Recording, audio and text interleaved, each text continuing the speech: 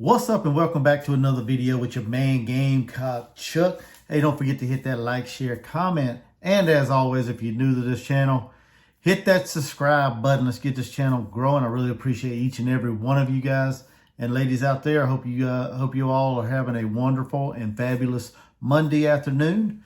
So the Gamecocks was able to get into the win column for the first time this season. As they took down Furman 47-21 behind another stellar performance from Spencer Rattler, who went 25 of 27, 345 yards, 3 touchdowns, no interceptions. He had a QBR rating of 93.5, and he also rushed for a touchdown. For all y'all Spencer Rattler haters out there, y'all might want to get with the program, man, because this man is going to be a first-round pick, in my opinion. Y'all can go ahead and write it down, remember it, bookmark it, take a picture of this, record it, whatever you want to do. Spencer Rattler is going to get on an NFL roster, first round pick, in my opinion. And like I said, for all y'all haters out there, if you're not good at math, 25 of 27 is about 93%. So the man is continuing to go out there and prove all the haters wrong through 2 games. You know, through the first 2 games of the season. He's already at almost 700 yards passing, and he's only missed like maybe 11 passes throughout the through the season so far. About 83% completion percentage. So, I mean, I don't know what else y'all want from the man outside of probably beating Georgia this weekend. Maybe I know y'all gonna say, well, we ain't really played a really good and strong opponent that's going to give Spencer Rattler troubles, with their secondary and stuff and reading the defenses. But guess what? Our schedule's getting ready to get a little more tougher as we head into the SEC play. Like I said, we got Georgia, then we play Tennessee, Florida, Missouri, all the SEC teams that we normally play, Kentucky, Mississippi State as well. So Texas A&M. So, I mean, yeah, the season's getting ready to get tougher. No doubt about it. I'm not saying that Spencer ain't going to mess up here and there, but y'all need to quit hating on the man. The man is going out there week in and week out and doing his thing and showing you guys that he can make all the throws that a quarterback can make at the next level. So, I don't know. Like I said, y'all need to quit hating on the man and just find something else to entertain yourself with in life. As far as the running back, the rushing game on Saturday night, in my opinion, it just wasn't what I was hoping it was going to be against an FCS team. We did manage to get a little over 100 yards rushing on the ground as a team. DK led the way with 11 rushes, 42 yards, and a touchdown. The transfer, Mario Anderson, he came in there. He got 6 carries for like 33 yards. No, he didn't get a touchdown, but he had some pretty good, strong runs. I seem to tend to think his vision in the backfield is a little better than DK's. That's just my assessment of the game. Or maybe just the offensive line just ain't opening up the holes for DK like they are Mario. Man, who knows? Maybe it's just a combination of both. But either way, I wasn't too impressed from a rushing game standpoint on Saturday night. I thought our offense also got off to a slow start. We did a lot of Marcus Satterfield-esque plays, I guess you could say. Little screen passes out on the flat. Wasn't too impressed. Got a little ticked off about that during the game at the beginning of the game. But we got off to a slow start.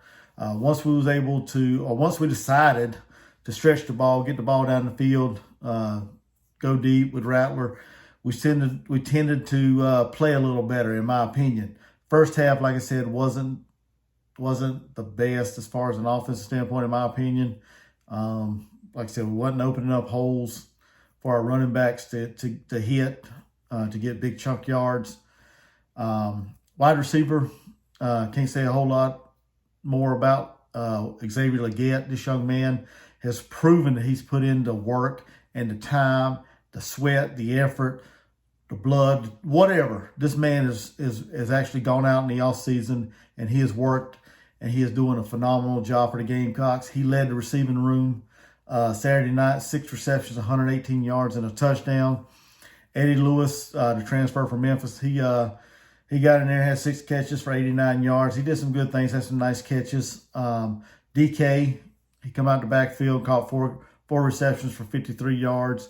Miriam Brown had six receptions as well, 42 yards. He got a little banged up. Somebody said that he was taken off the field, or he walked off the field with crutches, but I really didn't see that. Maybe I was paying a little more attention to the game, more involved in what was going on in the field. Didn't really see that, but somebody said he was on crutches. I hope he gets healthy and comes back strong. Luke Doty, the converted wide receiver, he had a 36-yard touchdown catch from Spitzer Rattler on a post play.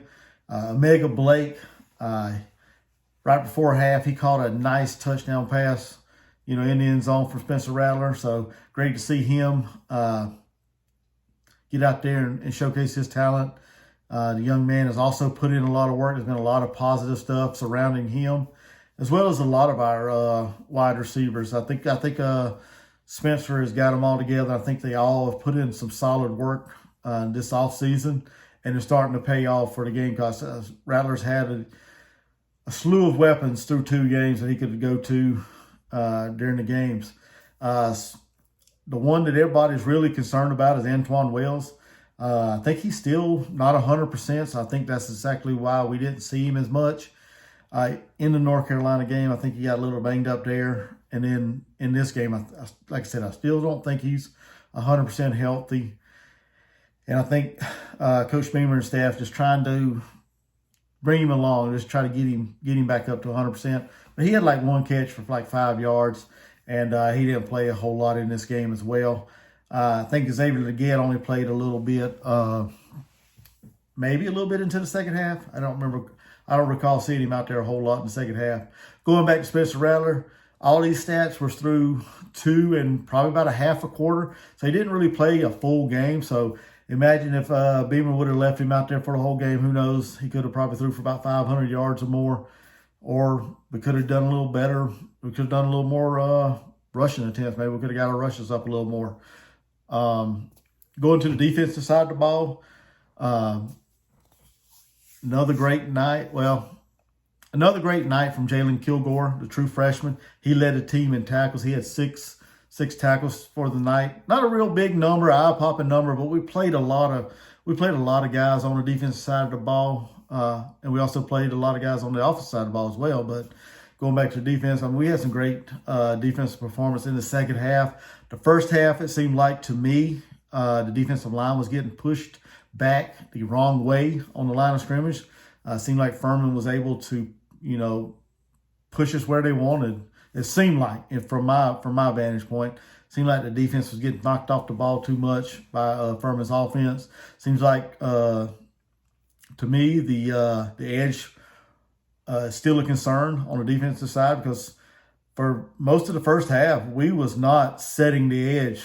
We were like the defensive end seemed like to get washed up in the middle, and Furman basically had the edge, on the outside. So we got to do a better job of setting the edge up, from the defensive ends. We got to be able to do a better job of setting the edge and kind of funneling that running back into, to the middle of the field where the linebackers, defensive tackles and stuff are. We got to do a better job of that. We can't let these teams get the edge on us. And it seemed like I said, the first half, we didn't do a good job of funneling the running back to the middle of the field. And they seemed like they got the edge a whole lot more than probably what it was. Maybe I'm just over-exaggerating a little bit. I don't know, but that's just what it seemed like to me. Second half, Clayton White and his team, they made the necessary adjustments. We were able to get more pressure on the quarterback. Was able to slow down their running game. We held them under 100 yards, which is pretty good. Their leading rusher didn't do as well as he'd been doing. I think he only had like 20 yards or something like that. So we was able to, minimize the run damage in the second half. And like I said, we got a ton more pressure on the quarterback. Was able to, flush him out of the pocket, get a couple sacks. Like I said, the second half was a great defensive performance from the Gamecocks. Going to the players that played a lot, the freshmen, like I said, we played a whole lot of freshmen. And to be quite honest with you, I know it was against Furman, but judging by what I've seen from some of these freshmen, I really like the direction this team is going as far as the future of South Carolina Gamecocks football. Y'all can get in the comments and let me know if I'm being way off on this or not. But we played a ton of true freshmen in this game, and some of them did. A lot of them did some good things, man. On the offensive side of the ball, Jatavius Shivers, however you say that last name, he got some playing time. Big Tree, Babalade, I think is how you say his last name. He got in the game, played. Travon Baugh, he got in there. DJ Braswell, the running back, the true freshman running back, got in there and had some good runs. But these three right here on offense really stood out to me and really has gotten me excited for what the future holds for the Gamecocks. True freshman Lenore Sellers, the big quarterback out of South Florence High School. This man went in there and balled out. He went 4 for 4 for like 86 yards and a touchdown. 2 touchdowns. Matter of fact, 2 touchdowns. Sorry. He had 2 touchdowns. One to Nick Harbor, the true freshman out of the D.C. area, and then another one to true freshman Tyshawn Russell, which that pass right there was an absolute dime.